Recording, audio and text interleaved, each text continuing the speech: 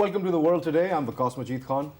Today's topic is quite interesting because we're talking about President Trump's gift, or rather New Year's gift, to Pakistan in the form of a tweet. And that is really going to be the only topic that we're going to discuss today. And as you can see and read on your TV screens, that is what the US president had to say after all the effort and all the cooperation that Pakistan has given to the United States in their war against terror. This is the thanks that we received. Let's get the conversation started. I'd like to introduce my guests in the studio. Joining me today, we have Ambassador Burhan Islam, and along with him, we have Salman Bhittani, who's a lecturer at the School of Politics at the QAU. Thank you very much, sir, for being here. So let's begin with an analysis of this particular tweet that President Trump has made at 4 o'clock in the morning. What prompted, or what do you think was the real cause behind this very strangely worded and a tweet which would damage bilateral relations between any two countries, sir? It's a very strong statement, I must say, and he chose the first day of the year to bully and bash Pakistan. It's very unfortunate, I must say. He stated that the US has foolishly given Pakistan more than $33 billion during the last 15 years. And in return, what they got is Pakistan has given USA nothing but lies and deceit. Such a strong statement you could not expect from a head of state of an important country. And it is totally, I should say, prompted by a lot of things, but big disappointment, unfortunate, undiplomatic statement. The people of Pakistan, as we have noticed from the media, are really disappointed and terribly at a loss to understand why such a statement had to come from the US president on the first day of 2018. And in the past, it never happened that diplomacy between Pakistan and the United States was conducted through media and social media. This negative statement based on false information, facts and figures meant basically to insult Pakistan, to my reading.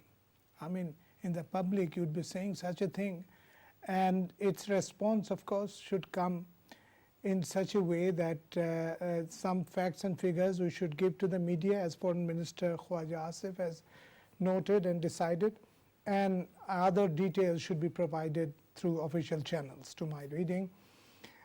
Clearly, it is a sort of bullying by the United States. Very disappointing. And they have chosen such a time and date to bully Pakistan. They have actually clubbed Pakistan with some of the countries with whom their relations are really bad, like countries like, I should say, North Korea and Iran.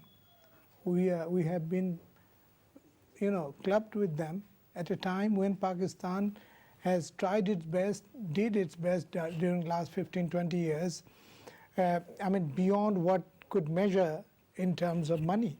And they are saying that they just got in exchange for whatever they did was deceit and cheating.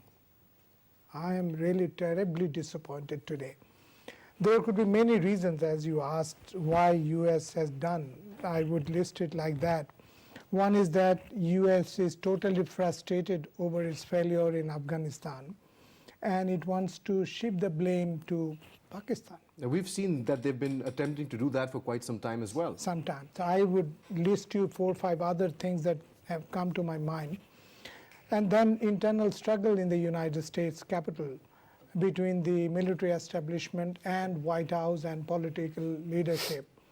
And this time, this statement, it seems, has come under pressure from the military establishment, because when you talk about failure in Afghanistan, the blame basically comes to the military.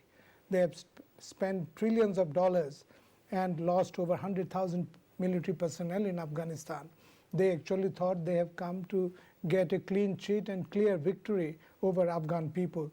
They possibly forgot about the history of Afghan struggle and defense last thousands of years. I think that is a big point over here, sir, because it seems that President Trump's knowledge of history is very, very scant. Very scanty. He doesn't seem to know exactly what history has in store, because the entire relationship between Pakistan and the US, the historical allies that we have been, seems to be thrown out of the window by Mr. Trump. And he seems to have no knowledge of what actually the bilateral relationship between Pakistan and the US has been since 1947. You're right. I would also point out that one of the reasons could be Pakistan's strong stance and statement over Palestine issue. But then India also made a good enough statement at the United Nations on Palestine. Why then Pakistan should be targeted? But they have to find a punching bag here or there, so they thought Pakistan is the one they should choose.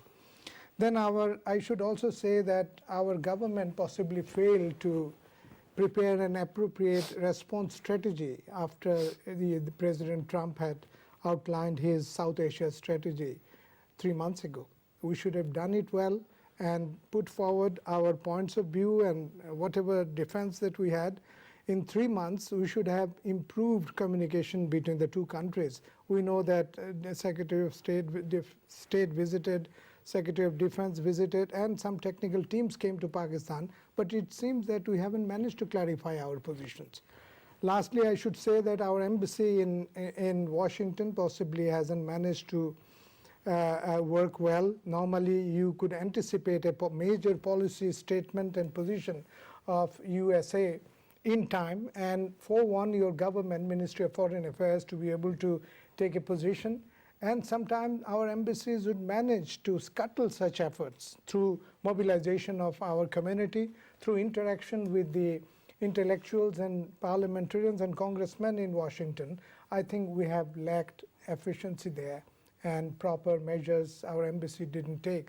So all these things put together took us where we are at this moment.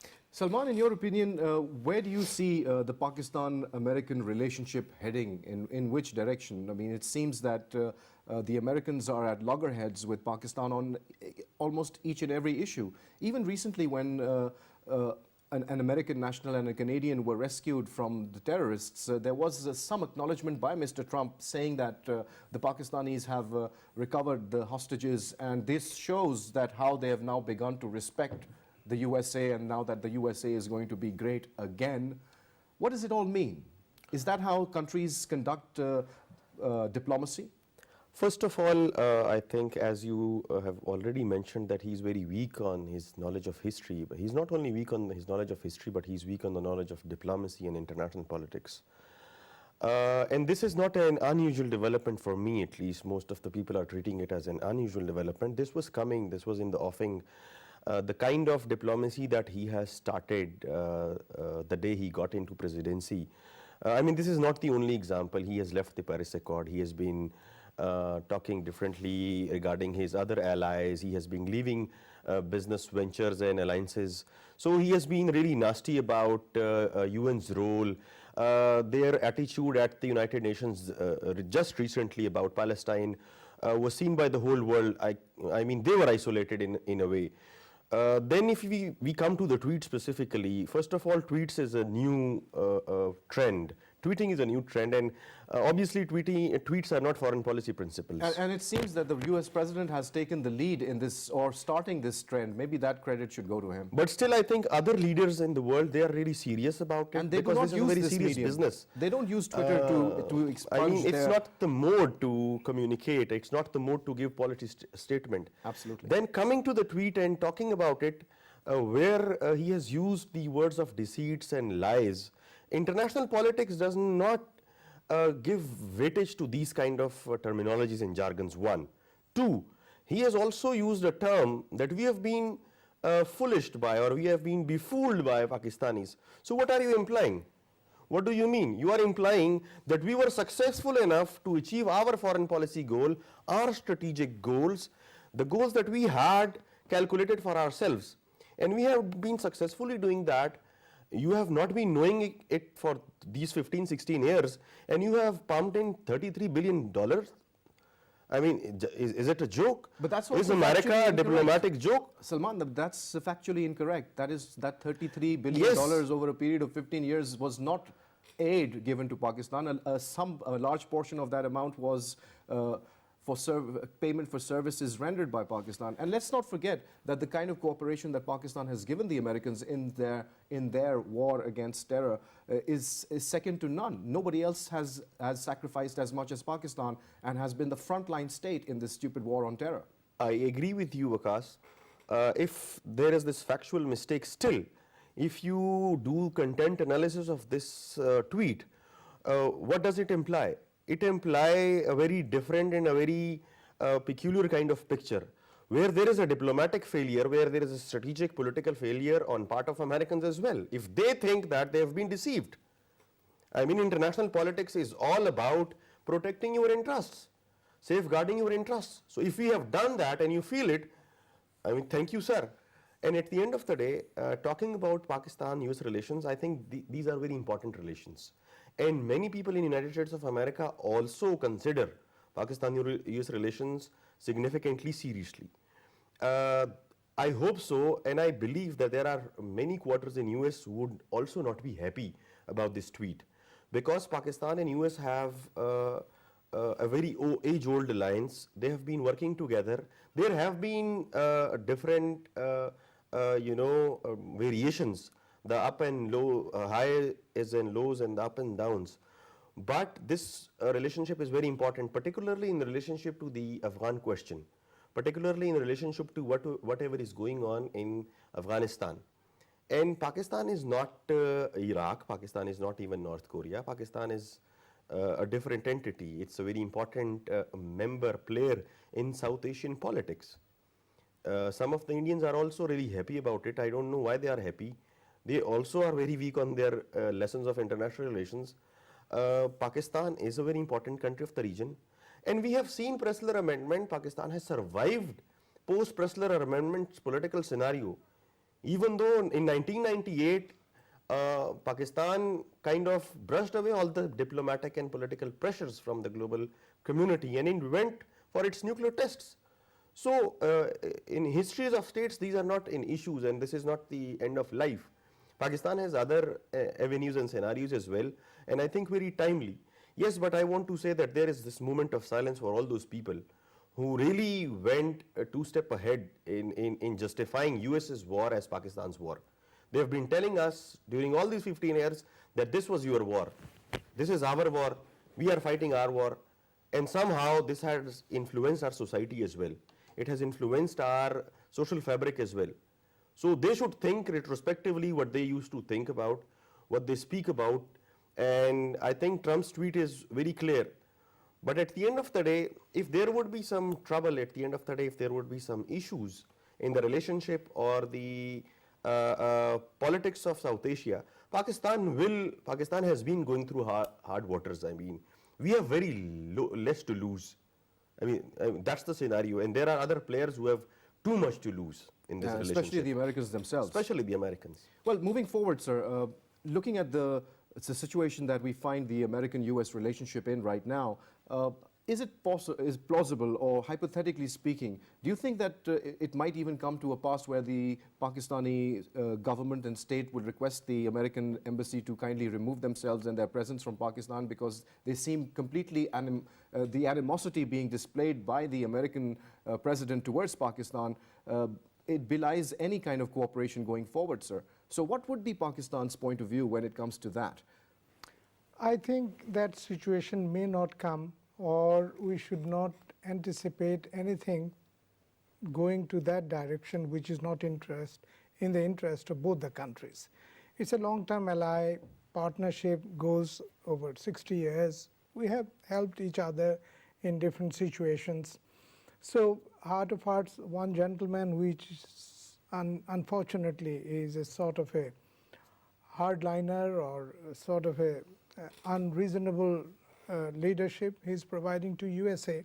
So that should not take the relationship between two countries which have maintained long, friendly partnership for years, decades. So that situation should not come, or we should not consider it in any way. But isn't it clear, sir, by the amount of pressure and the constant badgering by America and castigation by America of Pakistan and the constant mantra of do more and do more, when is it going to stop? And what does it shows an imbalanced relationship where America is just using Pakistan, or rather abusing Pakistan in many respects as well, and that cannot go on forever, sir. It is true.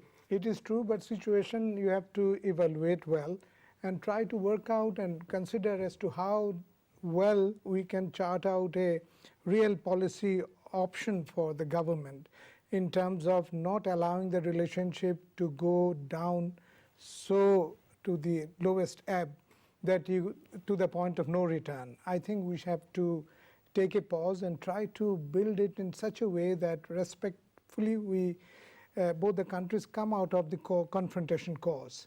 We have the statement has definitely taken us to definitely to a confrontation course. Trust level has come down to 0, and of course here we see that Pakistan will have to really think through the options and move cautiously and carefully to be able to, rebuild the relationship. I can see that it will take time to come away from the confrontation course. Americans are taking help from the Indians and the Afghans to group them in such a fashion that target Pakistan consistently and systematically in a planned manner. We should not be falling prey to this strategy, but how to come out of it. It is, I think our government should, as they are meeting today, to work out as to what are the options we are left with. I think we have to build stronger communication with China and see how well it can help us in at least avoiding a confrontation with USA. It has already given a statement today. I think China, we have to immediately communicate and contact and build whatever strategy jointly we can work out. Then we should have good communication and partnership with Iran, with Turkey, Russia, China, so that we are on board, they understand our position well, and avoid any sort of serious confrontation between Pakistan and the United States. It is not in the interest of regional peace and security. Also, we should take on board, at least brief the OIC countries, and globally, European Union and other Western countries should be immediately taken on board to be able to tell them, look, we are unnecessarily being targeted. Here a regional politics is going on. India has aligned itself with its great ambition to become a proxy of the United States in regional or global politics. And they are unfortunately not taking it easy, positively. The great partnership that Pakistan is building with China in the shape of CPEC and its one belt, one road policies. So they all are, these two countries particularly are showing their anger and frustration because Pakistan is doing well otherwise with other countries and China. So we have to take on board these countries and see how they can help us. It is not in our interest to directly confront with the United States. We must avoid it under all circumstances, to my mind. Absolutely, sir. But here, it's not Pakistan which is the aggressor. It is the American president that is constantly belittling Pakistan, insulting us, and there is a limit to any self-respecting country that is going to take that much of an insult coming from any quarter, sir. So that is one thing that needs to be understood. A line has to be drawn somewhere. Absolutely, sir. Now let's say, for example, hypothetically, what would be the repercussions for the US if Pakistan, which has given them free support in their war in terror by giving them access to Afghanistan, by providing them rail, roads, all kinds of help, even free airspace to travel, and not only that, but even support in other ways. So if Pakistan was to withdraw every kind of support when it comes to dealing with the Afghan situation, where would that leave Americans? Salman, in your opinion? First of all, I want to say that I think the recent meeting between the foreign ministers of Pakistan, China and Afghanistan and its outcome, since it was very fruitful and the anticipation was like that China would influence in a better way than any other player. So I think that has also sparked this kind of frustration, one. Two, about the repercussions for Pakistan Or for the Americans. Americans in the region. Pakistan has been providing them great help. Pakistan has been a great helping hand. Talk about logistics, talk about whatever support they wanted, and they could have not even approached, or they could have not accessed Afghanistan the way they accessed if Pakistan would have not helped them. So they would be compromising over that as well.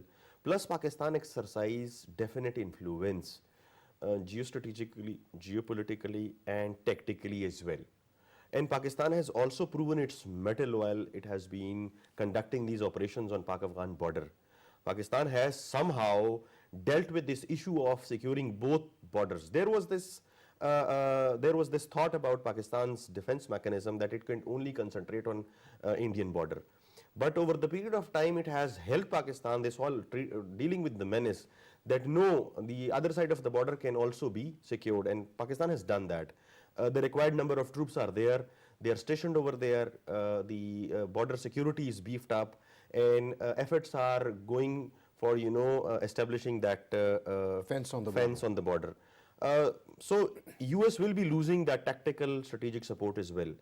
Plus, for any kind of political solution, the Pakistan's role is very important. I mean, Pakistan cannot be dehyphenated, and this kind of mistrust between the two countries will definitely influence US's Afghan mission, because US stay in Afghanistan in this kind of situation where Pakistan is not in good terms with US, and then Pakistan, China are into new levels of their relationship, new levels of their cooperation, and then Iran is also on board. Russia is also very much positive about this relationship. Russia has not raised any kind of eyebrow about Pakistan, China's new endeavors. No, they've actually supported it. They've supported it. So the regional situation would not be in favor of United States of America. Yes, they might exert some pressure on financial aspects, on economic. They might use their economic muscle. They might also influence World Bank and IMF. So that they will exert pressure from that side. But as far as the regional front is concerned, Pakistan's role is pivotal. Pakistan's role is very important. I want to also add what Defense Minister Khurram Dastagir Khan had to say, and he said that Pakistan, as an anti-terror ally, has given free to the United States land and air communication, military bases, and intel cooperation that decimated Al-Qaeda over the last 16 years. But they have given us nothing but invective and mistrust, and they overlook cross-border safe havens of terrorists who murder Pakistanis. We never hear about the wave of violence that Pakistan has been suffering as a result of those terrorists that are hiding and have been given safe havens in Afghanistan, and also safe havens in maybe our erstwhile neighbor in India, to cause damage to Pakistan in every conceivable way. Why don't we ever hear about that? Ambassador Saab, would you like to? It's very, very unfortunate. This reflects double standards, in international politics. Look at the number of casualties that Pakistan suffered. Over 70,000 people died during the last 10 to 15 years. Over 7,000 military personnel. And the ratio of officers being killed to the soldiers speak of the fact that how seriously we are taking this war and how seriously we are fighting it. Of course, we say that we are fighting the war for ourselves, but initially... Because it has been imposed on us. We don't have a choice but to not to fight this war. Exactly. Because our society has been damaged on so many levels. That's it. Extremism has spread. Sectarianism has been enhanced in many ways in order to create a discord within our social fabric. That is it. That has been damaged. So who's going to pay the price for that? That is it. Huge impact, as we said, financially, loss of people's life, the extremism that has grown over the years, everything to be one must identify the reason is Soviet invasion and implications afterwards, what had been happening last 30 years. So now the last is after 9/11, the role Pakistan has played, that has made things more difficult for us. I just saw it somewhere, the implication is we lost about $123 billion of resources in terms of economic opportunity and trade and investment. Then the I should say the peace. I mean, if you serve abroad, you will realize that most of the people will ask you, when you talk about trade delegations coming to Pakistan, talking about business and investment, they would say that, you know, your country has problem of little bit of a law and order situation. All this to be blamed to our role in the war. Now, no one in the world appreciates the role that we have played, the United States particularly, as you have mentioned. Our people are dying, the economic loss we are suffering, and they don't even acknowledge. We don't hear even a statement after huge bomb blast killing 770 people, 100 people. Hardly any country really condemned this side of situation. When posted as ambassador to Brazil, I realized that the Brazilian Foreign Ministry had issued a statement for about 7 people who were killed in some Mizoram or in that extreme east of India. And they didn't issue a statement when 100 people died in Quetta with lawyers and advocates, if you remember. I went to the Foreign Ministry. I said, sir, I would like to point out one thing. Brazil is a country which promotes, you know, human rights, peace and security globally. It wants to become a player as a member, permanent member of the United Nations Security Council. And situation like this, you have totally ignored. How could you not say a word about 100 people died in Quetta because of terrorism, purely victim of terrorism, and condemning 7 people died in India? Why this double standard?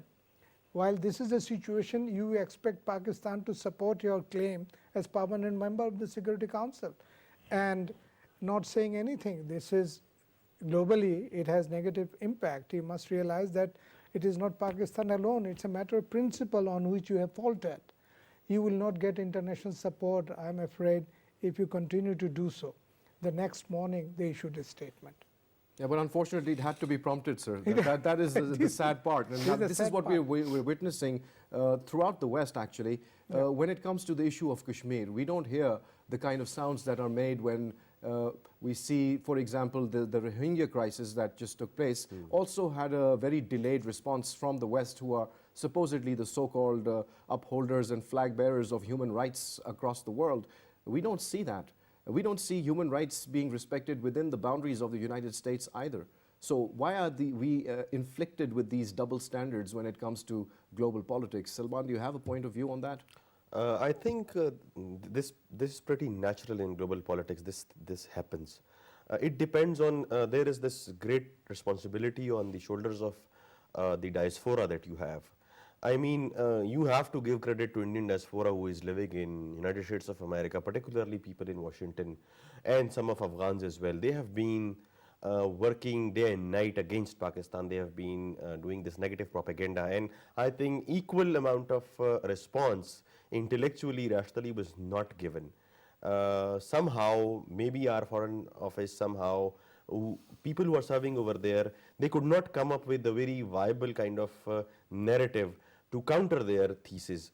So they have been successfully doing that, and they have influenced US government in with this direction with negative propaganda, because obviously that suits them. So same is the case with the West. I mean, we have been condemning those slogans about Balochistan in Europe, but few weeks back they have done it in New York as well. So there has to be some sort of response. There has to be some sort of informed and influential response. I think our embassy over there, our staff over there must work really hard. I know situation is very tough for them. I know circumstances are not in their favor, but they can turn the tables by going an extra mile. You know, you have to participate in the speeches, you have to participate, go into these think tanks and rebut all these rubbish that has been said by Afghans and Indians over there. But if there would be nobody there in those functions to respond, then some people will buy that argument, because you have not given your narrative, you have not flagged your stance. Same is the case with Kashmir issue, same is the case with our role in terrorism. The kind of role we have played. I mean, recently you see, we have to propagate and we have to to tell the world that this recent uprising in Kashmir is indigenous. Pakistan has nothing to do with it. Pakistan only morally supports this freedom struggle, particularly the post-Burhan Wani uprising that Kashmir has witnessed. The whole world should know about it. The whole world should know about pellet guns and use of barbaric military force by Indian government. Let alone we have just this one example of how our diplomatic missions performed really well in UNGA, the last UNGA. Our Prime Minister, our envoys over there. But that's only one example. That's just like peanuts. We have to work really hard, and I also request all those people who are not in government offices, who are not employees, but they are Pakistanis, they should also play their role. It's not important just to earn dollars over there. You have some responsibility as well. You are our ambassadors. Wherever there is some sort of propaganda going on, you intellectually rebut that. You write in the newspapers. Likewise, that is done by Indian diaspora or diaspora of other countries. Absolutely, and that's a very, very important point, and I hope it's well taken. On a technical issue, sir, Mr. Trump's remarks after they came out, the Pakistani Foreign Office summoned the American ambassador to lodge a very strong protest. What kind of an impact does such diplomatic activity really have in the grand scheme of things, sir? Is it going to have any effect? It depends. Sometimes it does have effect. It depends as to who is conveying what message to which country.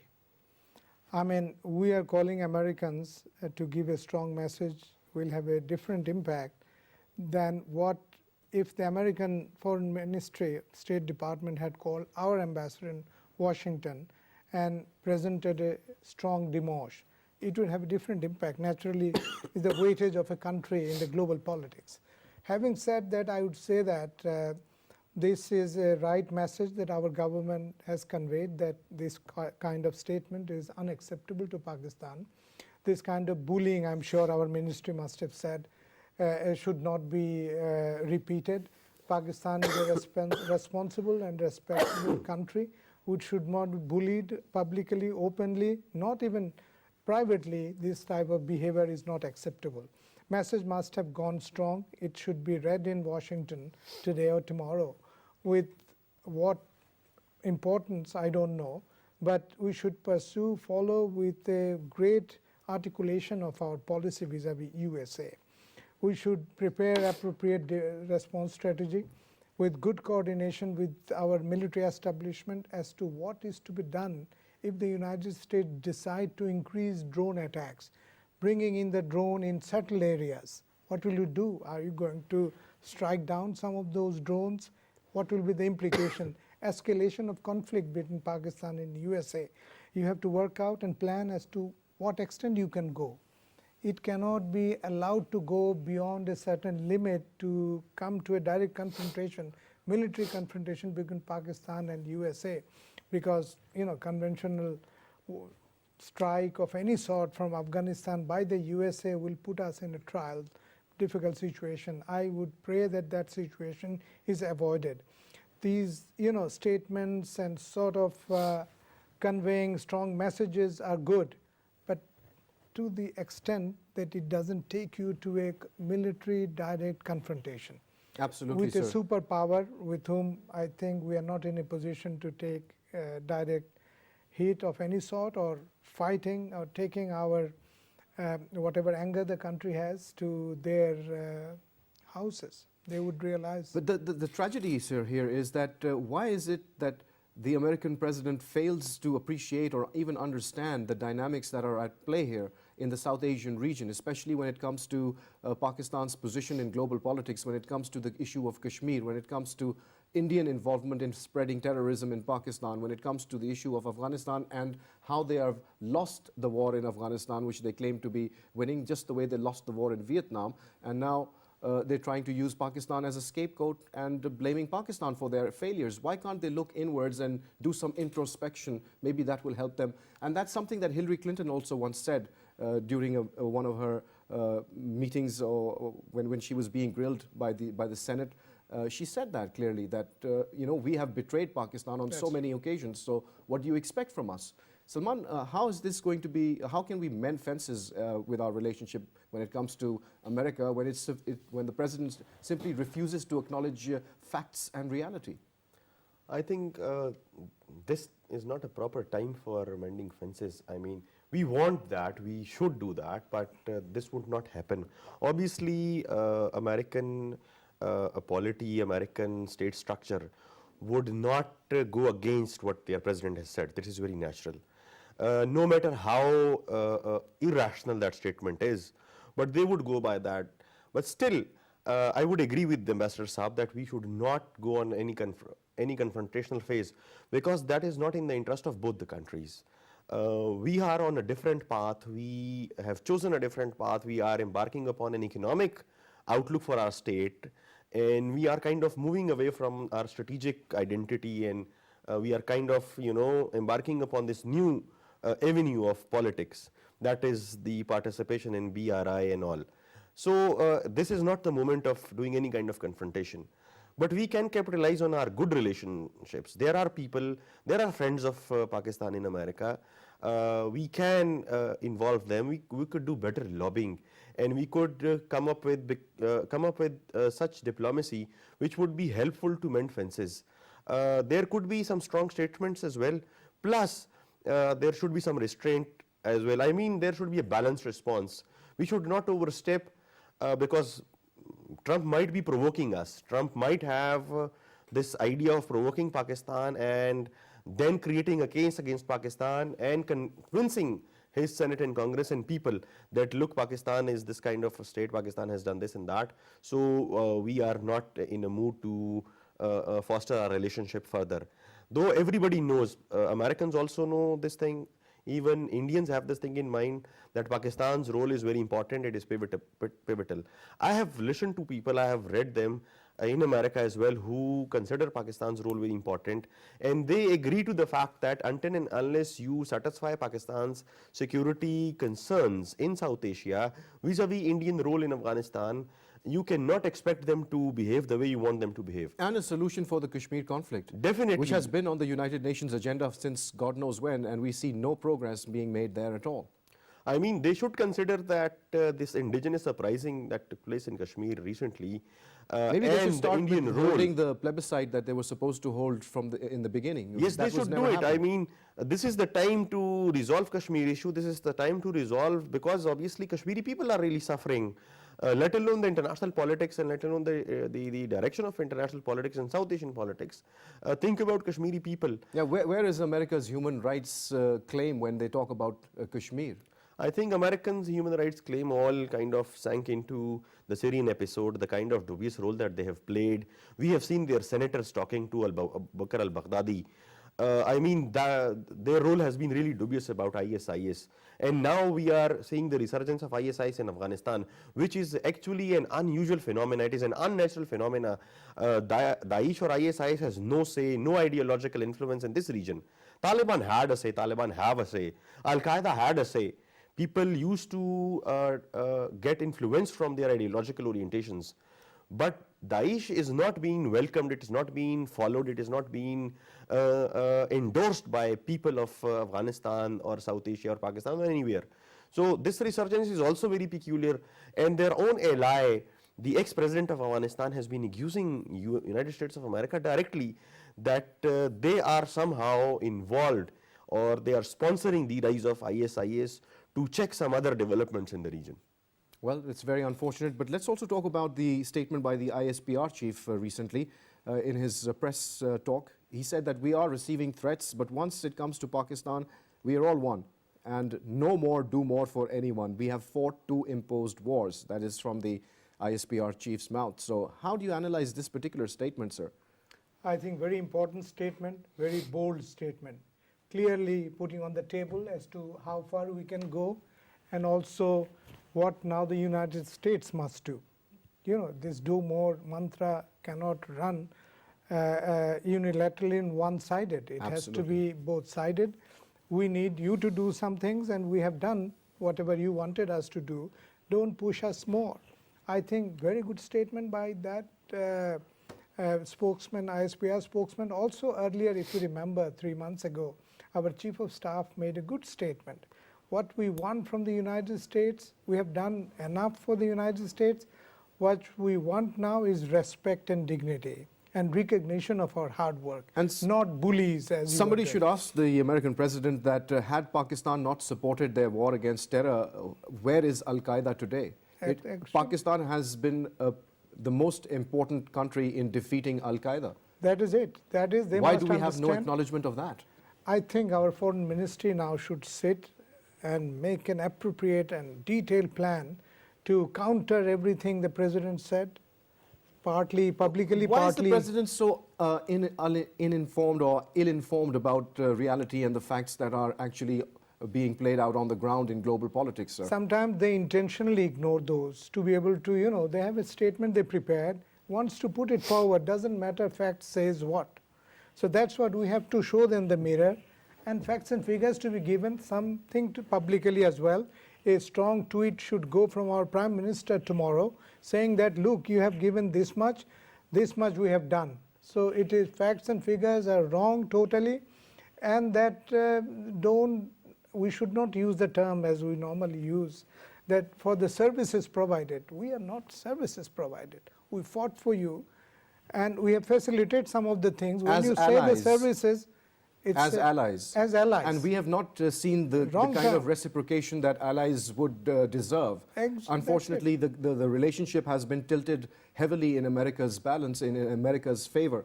And that has been detrimental for Pakistan's own development, sir. And it's about time that we should realize that and maybe distance ourselves from the United States' benign influence in our country as well. We are trying, I think, two things that we must do is we should look for alternate sources for our aid and assistance, whatever we need, in addition to what we do ourselves, you know, in terms of trade, investment, resources that we manage.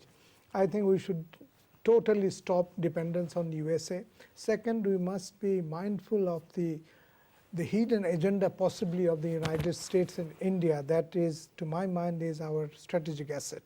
Well, We should do something to stop it, not to allow it to be played havoc with by those countries. well, unfortunately, we're out of time, sir, but this is an ongoing debate, and I'm sure many other television programs and journalists are also talking about it, and definitely a single narrative will emerge from what the repercussions of that particular tweet have been. So thank you very much for sharing your views with PTV World, sir.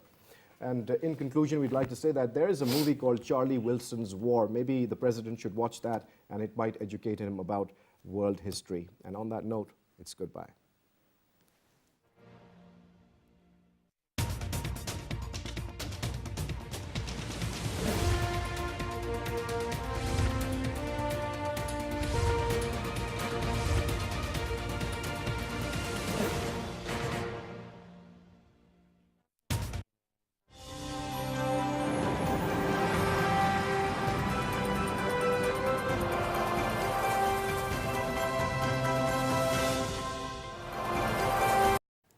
Actually, Waqas, this everything which is occurring between India and Pakistan, since we see that for the last 3-4 years or so, relations are in impasse. But it is more relevant to your previous question that why don't we have that international say? When we say that we have so much sacrifices as a nation, as our military personnel sacrificed as well. And then again, you know, in spite of, saying this many a times, and in spite of reiterating our priorities and our sacrifices, still we see and still we face the same kind of statements from US or from India as well. The first thing is, I would say that there are two reasons for that. First one is historical underpinnings, and the second one is interest-based relationships. So US has always been doing this in the past as well. So as a matter of fact, they know better than us that what Pakistan has done against war, against the fight of extremism and terrorism, or sacrifices, or relations, maintaining relationships, or otherwise, Pakistan has done a lot.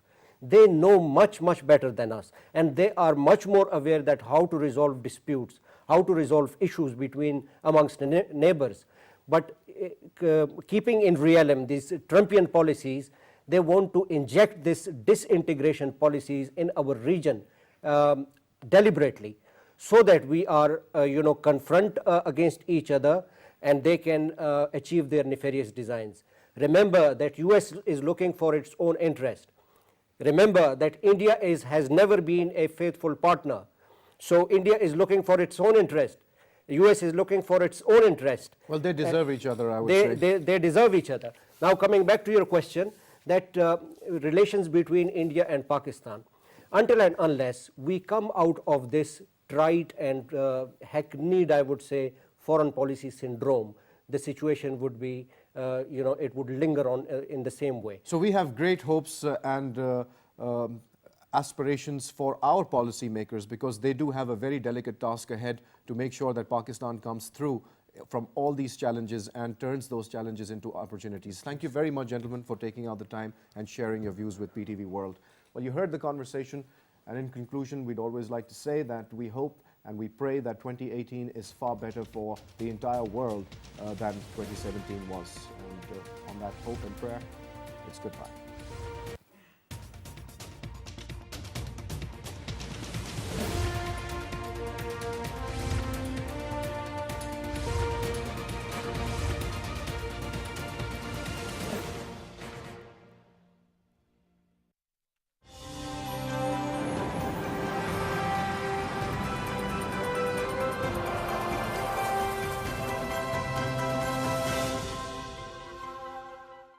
But on part of US, they need to realize that this is not in the interest of US as well, because instead of appreciating us, they are doing the other way around to Pakistan and Pakistani forces. But that's not going to help at all. That is not going to bring peace in Afghanistan. That is not going to bring peace in Pakistan. Pakistan is already a peaceful country, but that is not going to help to resolve the Afghan conundrum.